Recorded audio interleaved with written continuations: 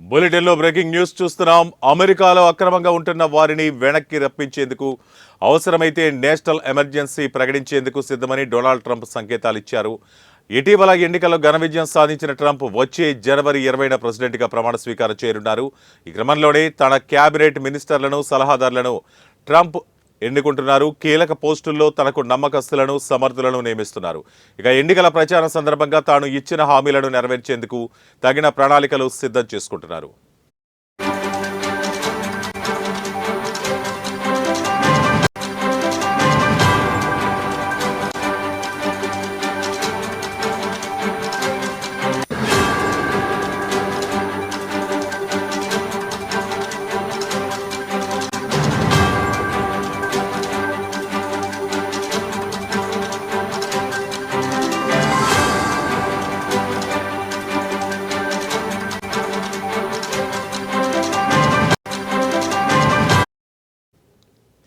ఇక ఈ క్రమంలోనే అమెరికాలో అక్రమంగా ఉంటున్న వారిని వెతికి పట్టుకుని వారి దేశాలకు పంపించనున్నట్లు ట్రంప్ సన్నిహిత వర్గాలు తెలిపాయి.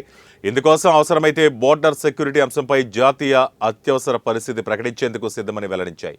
కానీ నేషనల్ ఎమర్జెన్సీ ప్రకటించి సైనిక బలగాల సాయంతో మాస్ డిపోర్టేషన్ చేపట్టనున్నట్లు పేర్కొన్నాయి.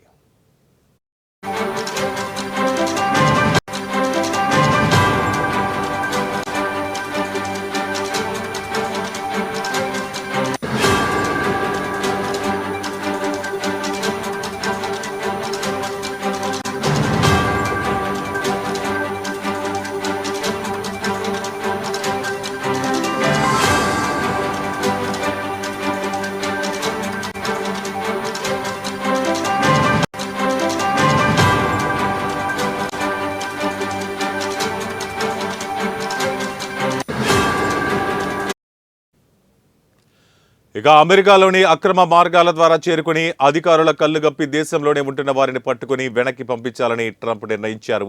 అదే సమయంలో మెక్సికో బోర్డర్ నుంచి అక్రమంగా అమెరికాలోకి అడుగుపెట్టే మార్గాలను మూసివేయనున్నట్లు తెలిపారు.